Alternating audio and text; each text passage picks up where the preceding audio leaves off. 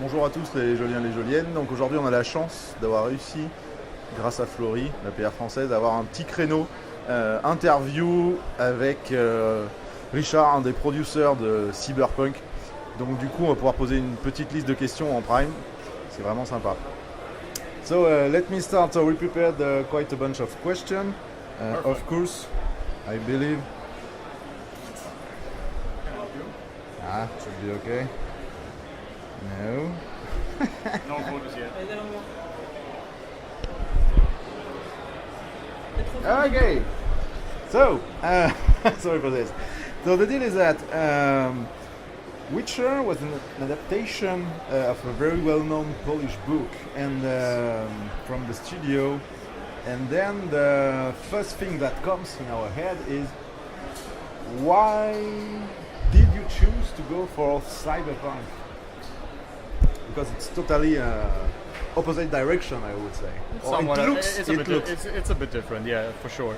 I wasn't there when the decision was made. It was way back, 2012, if I remember correctly. But I personally believe that Cyberpunk suits us, CD very well, because we are about telling immersive, mature stories, and the franchise Mike Pondsmith created allows us to express what we want to tell the audience. It's broad. It does not constrain you in a given environment, although Night City is obviously the most prominent one. And besides that, it is a world in which you have many individuals which are capable of doing unordinary things. And on top of that, we can base a story, essentially. I think that's the main reason, in my opinion. Okay, good, thanks. So far now, it's 5 years between the first teaser, and now where we are after the presentation at the E3 a few months ago, and right now in Gamescom. So how did the game evolve during that time? So in the beginning it was all about finding our version of Cyberpunk. Mike Pondsmith created Cyberpunk 2020. We wanted to build on top of that, to come together with him to a world which will suit our storytelling capability best, and which will fit into a video game, because Cyberpunk 2020 was a tabletop RPG, and most of the stuff we could implement like one-to-one, like the world, the characters, names, but obviously a tabletop game consists of dices, so we had to figure out what kind of game do we really want to make in order to make it suitable for the player, with a keyboard and a mouse or a controller, but still to preserve those core elements from the tabletop. And those years was essentially spent on that. We were heavily R&Ding many different art styles. We were creating the world. Our story team was very focused on delivering us essentially content. And on top of that, at one point, obviously the story, till we got to the moment where we really want to show what we want to do with the game, essentially. Good. Third one, as Jason Schrader said in Loud, Sweat and Pixel, one of your major goals for the Witcher 3 was more than 1 hour of gameplay. What is your intention here? Still keep that kind of track, meaning that the gaming experience will be as long as this, a bit longer? What's the plan? If there is a plan. When it comes to the game length, it's too soon to talk about it. We expect nothing less than The Witcher, obviously. Cyberpunk is a bit different, obviously, but we will still have an awesome main storyline with much of side quests and side missions around them in order to explore the city. And I'm sure that the players will find much things to do. Okay, makes sense. the trailer, we've been able to see a very, very large town.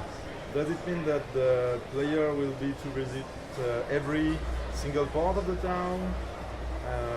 For example, in the idea of not totally open world, but kind of, which means that you can visit buildings or all buildings.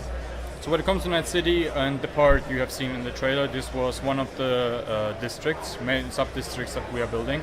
Night City consists of 6 handcrafted districts in the city, and additionally like the outskirts of the town, in which we will provide freedom to the player to explore many different opportunities when it comes to, as I said, about the main quest, the side quests, many different vendors. We want to make the city feel real and alive, and the player should never feel that there is something off about it, essentially. Okay. Good. So, because it's definitely frustrating when you got a very immersive environment and so on, and then suddenly invisible wall. For sure. Yeah, during Gamescom presentation, we can saw part of the wall being destroyed with weapon. And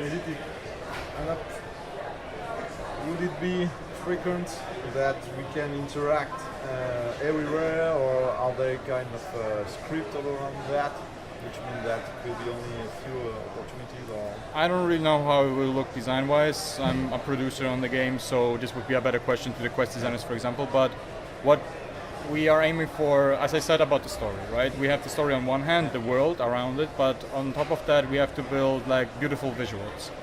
Beautiful visuals nowadays are much connected to an environment that reacts on the player's actions. And what you have seen in the demo, it was basically the result of a firefight happening. And obviously that, well, if you are shooting, then things are happening to the environment as well. To which degree, it's too soon to tell.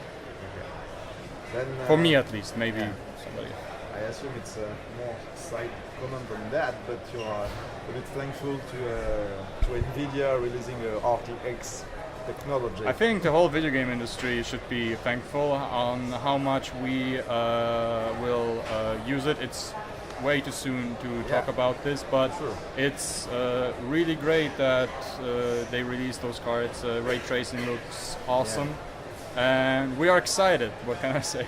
Yeah, definitely. And no doubt that you will do a great job and great show with We will have our fun at one point. Yeah, that's true. Still, other question.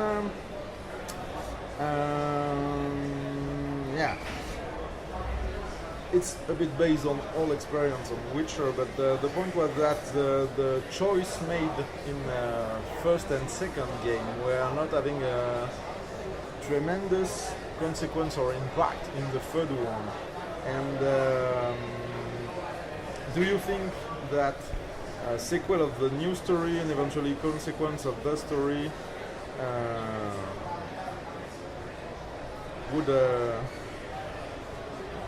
would happen if you plan already future for the Cyberpunk franchise, or is it a bit? It's a very interesting question. It's a very interesting question, but I'm absolutely not able to answer it about this right now, especially in the position I am.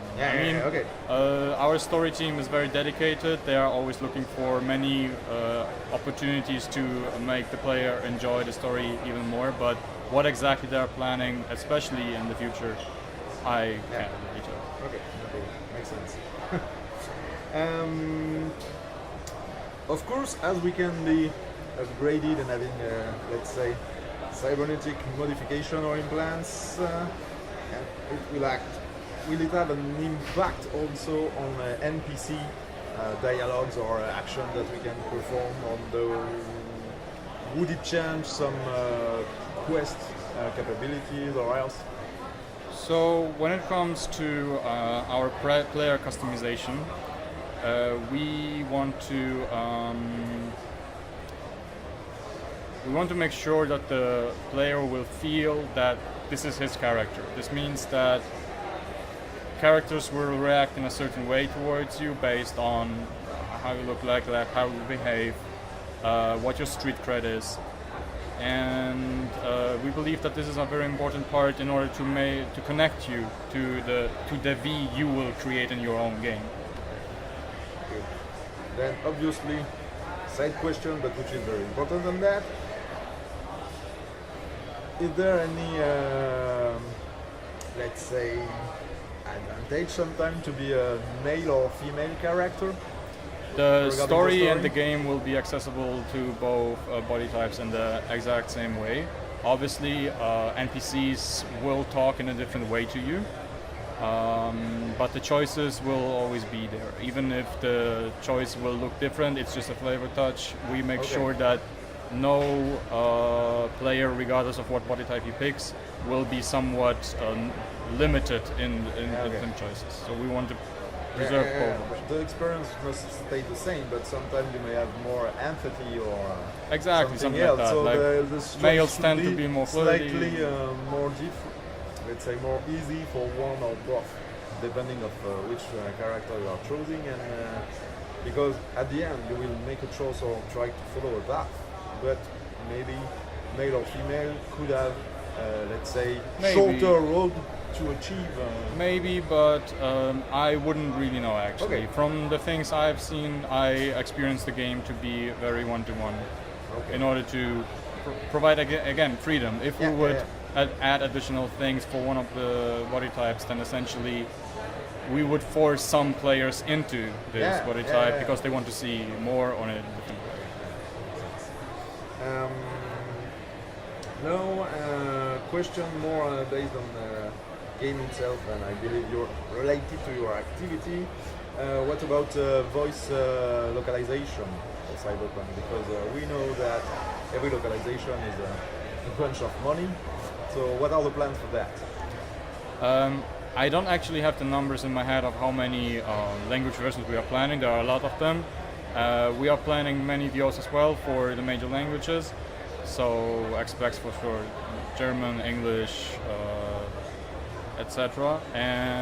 But I don't know the answer actually. I just don't have it in my head. Yeah, but okay, but still a plan because. But maybe this is something somebody in the booth can tell you already. I don't know. I don't know if the plans are already like fixed on that. But maybe there's somebody.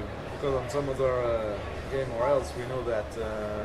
Let's say communities start to get a bit mad because they know that their favorite games is no more considered. We want to make the game available to as many players in the world as possible. So we will always strive for the maximum of our capabilities. Yeah, a good one. Based on former experience on Witcher, and we all know that there are some small mini games in them. Anything that you can reveal on this? We are currently 100% focused on the single player experience. We know that the community would like to see something, we are listening, but it's too soon to tell if or what exactly we would implement into Cyberpunk.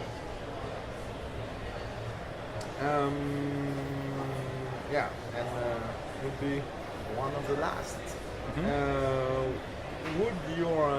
Would the player experience will impact the end of the game, like a good or bad ending in Witcher 3, or a different ending with a positive or negative aspect, like in the second one? When we were creating the endings of The Witcher, we never thought about good and bad endings. Those were just endings based on the choices you've made before. And we will do the same thing in Cyberpunk. There will be multiple endings, and all of those will be based on what the player did in the playthrough. So an open one, which is more based on, I would say, the full team. Is there old or recent games, movies, for example, that are inspiring you currently? We are obviously looking at the cyberpunk genre in general, and whatever comes out, we are artist designers, but we are also players and movie fans, and we are watching them, and they are helping us in many different ways. But So we have an eye open essentially on whatever Cyberpunk comes out. But we always put all of those thoughts through a filter, through our vision filter. We want to create our own Cyberpunk version and to show it to the audience, and we are very interested in how they will like it essentially.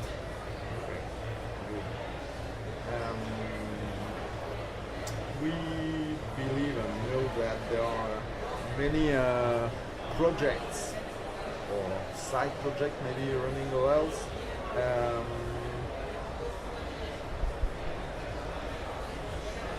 When it comes to, I would say, team working and so on, is everything running straightforward as intended, or sometimes it's a bit tricky? Like the cooperation between the different projects in the company you're talking about.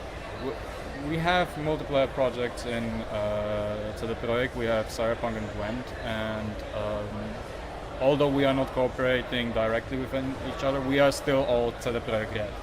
And there is always a collegial atmosphere. We are playing both of the games, right? We are asking our colleagues like how they like it. They're asking out about Gwent, and it's very valuable for us because they tend to be very honest always. Mm-hmm. It's very valuable for us. Often they have fresh input because they see things from a fresh perspective, and we value this collegial atmosphere very much because of that. I believe it's the last one. This there is quite equilibrium, I would say, or balance between main quests and side ones. Is it something that? Yeah, because some of them are, very serious and oriented to see the story moving forward and so on, and some other could be a bit funny or not directly related. Is that something that you care and you will continue? Our quests, we are trying to base our quests on real life experiences. And as real life, you sometimes have bad days, you have better days, you have funny moments, you have sad moments, and for sure we will try to show a spectrum of that.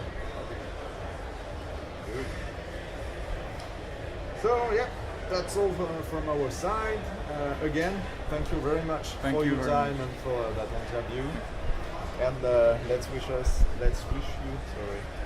all the best for. Let's wish us all the best. Yeah, for sure. But we need you to have the best. So let's do it that way. Thank you. Thank you very much. And thank you, Flori, for making this possible. Thanks.